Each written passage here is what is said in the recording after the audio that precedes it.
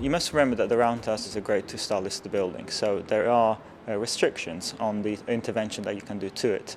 But on the other hand, it was important to make the building accessible for all.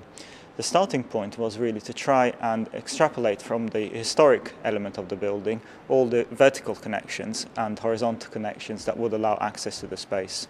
In the main auditorium space, we have added a gallery level, but all the access to this is now in the new wing, and that has allowed for greater flexibility both in design and also in terms of reducing the impact on the building itself.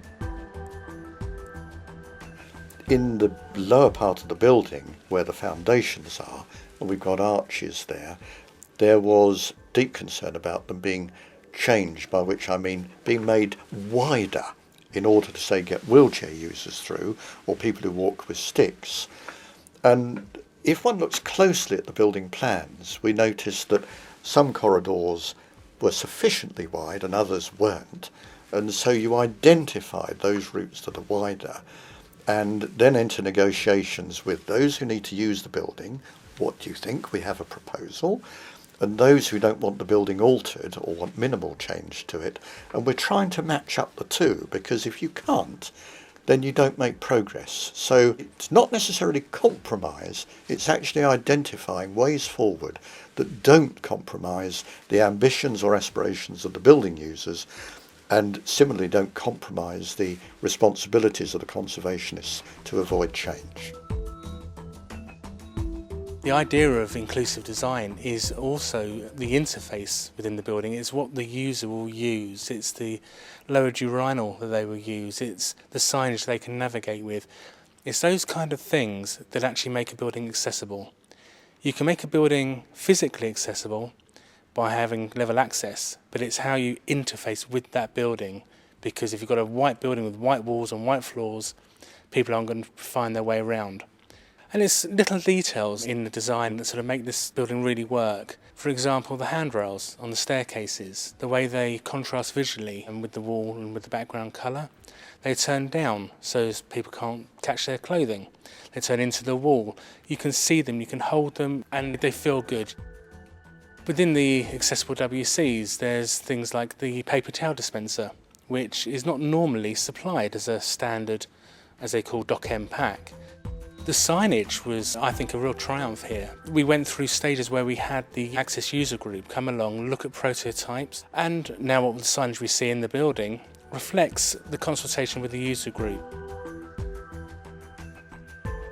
Take the cafe at entrance level. One might ask, where's the evidence of so-called accessibility within that cafe? And actually it's all around us there, but it's not that evident because it's so obvious. Much of it doesn't have any doors. There are large wide openings that don't restrict the movement of people. The tables and chairs, instead of being cluttered up near the bar where you want to get service and place an order, are kept well away from them. The location of the cafe is by the entrance. That's how you capture your cafe people and enable them to spend their money. So it's by the entrance, it's by the lift, it's by the loos. So it makes a tidy package as a designer and makes sense as a user, and it makes best business opportunity of the cafe because it's got to earn its keep as well.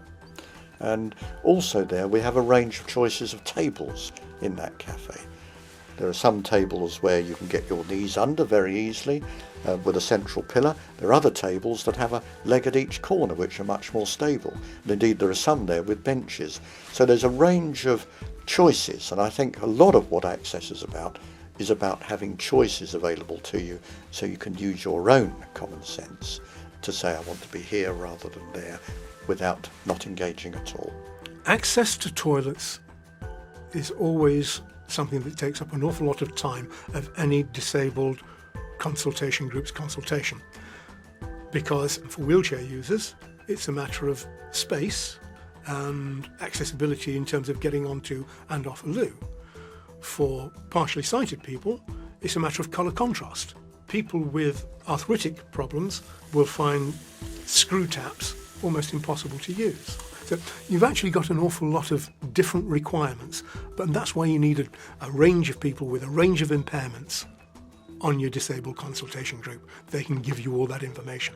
We don't live on a flat earth, and the topography of Camden is not immediately evident until you go out of the door from this building and you see there's a hill. And this building actually sits on a hill, but the floors within it are level, so we have to reconcile those external levels with internal levels. And at the front, that's achieved through steps. But there are alternatives to those steps for people who can't use them. There's a ramp there as well. Actually, the entrance to a building, any building, is probably the most important part of it, because if I can't find my way in, what's the point of going there? At the Roundhouse, I can find the texture at the top of the steps. I can find a handrail that will guide me down the steps, and that will guide me eventually to an entrance where I hear a door open, and I know that as I go ahead, I walk straight ahead, I come to the box office, and there is a person there saying, "Yes, sir, would you like to buy a ticket?" The Roundhouse is in the centre of Camden. It's in a residential area, and whilst it's bounded on one side from a railway line, all the rest of it is residential. So there was a limit to the disruption that a rock venue like this could have on the local residents. And so there was a need to upgrade the building to make sure that it could work as a year-round entertainment centre and also not disrupt the local community.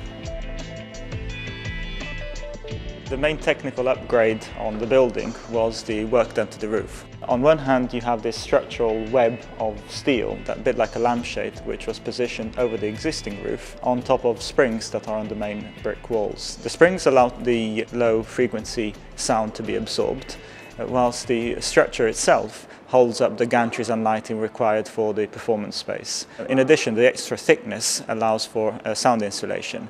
So 3 moves have actually made the old Victorian roof perform as good as the 6-foot thick brick walls. And this has allowed the Roundhouse to have rock concerts and a level of 120 decibel throughout the year, whilst previously they could only host 3 a year.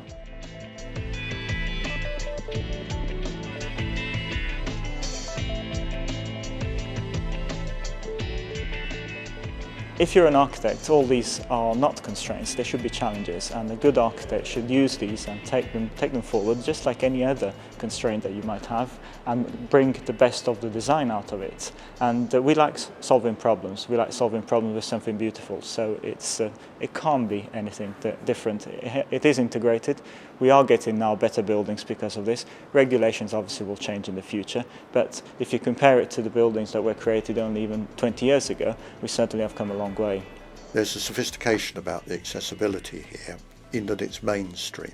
There was a tendency, I think, in the past where when accessibility was a rather new thing, people wanted to proclaim it a little bit too loudly, and there were unnecessary colours or evidence of certain features, really in a sense to demonstrate the fresh and innovative thinking of the client perhaps, or the designers.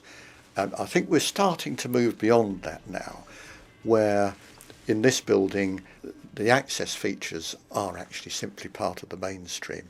They're part of the fabric, they're very subtle, they don't need to be over-proclaimed, and in the main, most features to do with accessibility suit most users actually.